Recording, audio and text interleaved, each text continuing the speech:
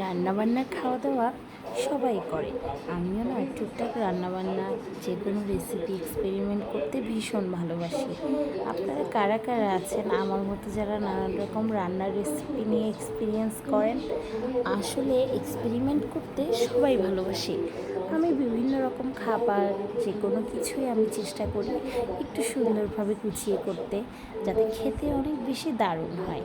আপনারাও কি আমার মতো খাবার দাবার রান্নাবান্না করে খেতে খাওয়াতে পছন্দ করেন? অতিথি আপ্যায়ন করতে আমার বেশ দারুণ লাগে।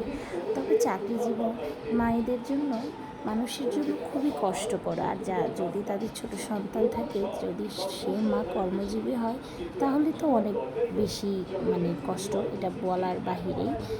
আর এই যে দেখতে পাচ্ছেন এই যে প্রস্তুতিগুলো, এগুলো আমি যেহেতু কর্মজীবনে চলে যেতে হয়, তাই আমি আমার সকালবেলার নাস্তার অগ্রিম প্রস্তুতি হিসেবে করে রাখা। এটা বিকেলের নাস্তা হিসেবে খেয়েছিলাম আলুর পরোটা। আলুর পরোটা নানানভাবেই করা যায়, এটা করেছিলাম, বেশ দারুণ হয়েছিল, গরম গরম খেতে খুব ভালোই লেগেছিল। তারপর এটা হচ্ছে আমাদের রাঙামাটির লোকাল কলা, যেটাকে বলা হয় বাংলা কলা। খেতে দারুণ সুস্বাদু, খুব পুষ্টিকর এই কলাটি। আমার ছেলে মেয়ে এবং আমি খুব পছন্দ করি কলাটি খেতে। আপনারাও কি পছন্দ করেন? দারুণ দারুণ সব খাবার, দারুণ দারুণ সব কিছু নিয়ে আমার আজকের এই ব্লগটি। আশা করি আপনারা সবাই আমাকে লাইক কমেন্ট করবেন এবং সাপোর্ট করবেন। এই যে খাবারগুলো কে কে খেতে পছন্দ করেন? আচ্ছা, দুধ কলা ভাত কি আপনারা কেউ খেতে পছন্দ করেন? আমার তো দুধ কলা ভাত ভীষণ প্রিয়। আমার মেয়েও মাঝে মাঝে খায়, আমার মেয়েরও প্রিয়। আমরা মা মেয়ে দুধ কলা ভাত খেতে খুব পছন্দ করি। সকালবেলা নাস্তার জন্য ফ্রোজেন রুটি করে রেখেছি, রুটিগুলো হালকা ছাঁকা দিয়ে একটু ঠান্ডা করে নিচ্ছি, এরপর ফ্রিজে সংরক্ষণ করব। তারপর ইনস্ট্যান্ট যখন লাগবে ভেজে ভেজে খাবো। আমি যখন স্কুলে চলে যাই, আমার ছোট্ট সোনামণি ঘুম থেকে উঠে যাতে নাস্তা করতে পারে, সেই প্রিপারেশন, সেই প্রস্তুতি রেখে যাই। ওরা বাবা মেয়ে মিলে সকালে নাস্তা করে, আমরা মা ছেলে স্কুলে চলে যাই। এটা বানিয়েছিলাম তালের পিঠা, খেতে এত দারুণ হয়েছে কি বলবো আপনাদের। দেখতেও হয়েছে সুন্দর, খেতেও হয়েছে দারুণ।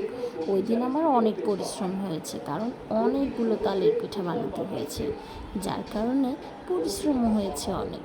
এটা বানিয়েছিলাম মালপোয়া পিঠা। এটাকে অনেকে তেলের পিঠাও বলে, অনেকে আবার মালপোয়াও বলে। এই পিঠাটা ভীষণ মজাদার হয়েছে, এত ফুলকো ফুলকো, এত সুন্দর। এগুলো প্রত্যেকটা রান্নাই আমার হাতে করা, প্রত্যেকটা রান্নাই আমি নিজে করেছি। মাটির চুলায় যে কোনো খাবার রান্না করলে স্বাদ, গন্ধ সব কিছুই হয় অতুলনীয়।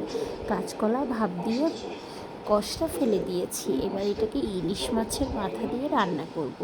তাই আমি এটাকে এভাবে একটু সেদ্ধ করে ভাপ ফেলে দিয়েছি, যাতে কালো কষটা চলে যায়। ইলিশ মাছগুলোকে ফ্রাই করেছি, ইলিশ ভাজা খাবো এবং কাঁচকলা দিয়ে ইলিশ মাছ রান্না করব। আপনারাও কি খান এইভাবে? আমার তো বেশ দারুণ লাগে।